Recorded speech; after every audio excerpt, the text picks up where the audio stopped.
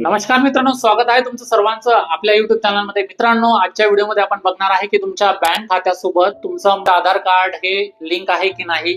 कारण आपण बघतोय की कुठलाही बँकेचा व्यवहार करत असताना मित्रांनो, आपल्या बँक खात्यासोबत आपलं आधार कार्ड हे लिंक असणं खूप महत्वाचं आहे. तेव्हाच आपण कुठलेही बँकेचे कामकाज असतील ते पूर्ण करू शकतो. कारण विना आधार कार्ड आपण कुठलंही काम आता करू शकत नाही.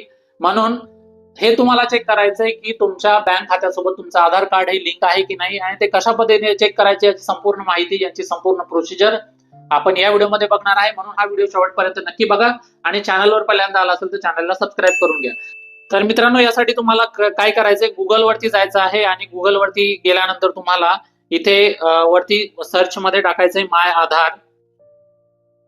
माय आधार टाकल्यानंतर तुम्हाला काय करायचं, सगळ्यात पहिला जो ऑप्शन दिसणार आहे मित्रांनो, हे वाला ऑप्शन, त्या ऑप्शन वरती तुम्हाला क्लिक करायचं आहे.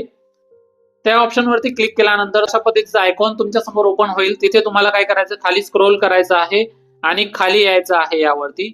आणि खाली आल्यानंतर तुम्हाला इथे एक ऑप्शन दिसणार आहे मित्रांनो, चेक आधार स्टेटस. त्यावरती तुम्हाला क्लिक करायचं आहे. त्यावरती क्लिक केल्यानंतर तुम्हाला अशा पद्धतीचं एक आयकॉन ओपन होईल. यावरती तुम्हाला सांगेल यूज एम आधार ऍप्लिकेशन किंवा कंटिन्यू इन वेब. म्हणजे हे जे वेबसाईट वरती आपण गेलेलो आहे गुगल वरती, त्यावरती तुम्हाला कंटिन्यू करायचं असेल तर हे कंटिन्यू इन वेब वरती तुम्हाला क्लिक करायचंय, किंवा यूज माय एम आधार ऍप्लिकेशन, जर तुम्ही ऍप्लिकेशन डाउनलोड करून ठेवलेलं असेल तर त्या पद्धतीने तुम्ही करू शकता.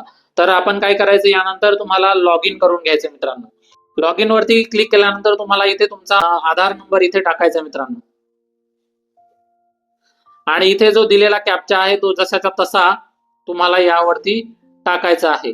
म्हणजे जर तो कॅपिटल मध्ये असेल तर कॅपिटल मध्ये तुम्हाला टाकायचंय, किंवा जसा तुम्हाला दिसेल तसा कॅप्चा तुम्हाला इथे टाकायचा आणि लॉग इन विथ ओटीपी करायचं आहे.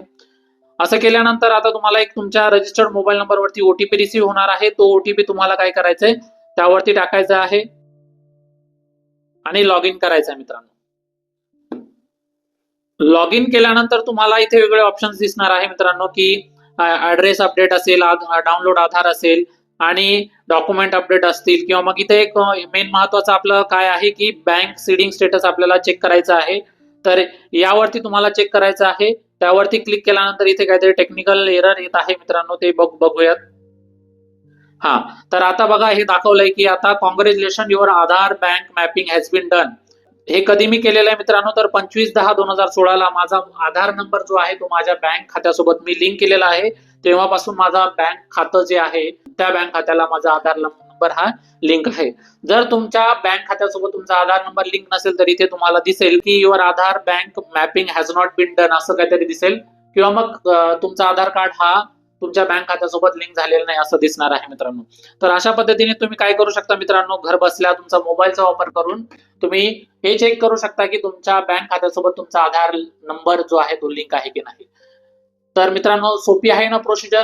तर प्रोसिजर तुम्ही फॉलो करा आणि घर बसल्या तुमच्या मोबाईल वरती चेक करा की तुमच्या बँक खात्यासोबत तुमचं आधार कार्ड हे लिंक आहे की नाही.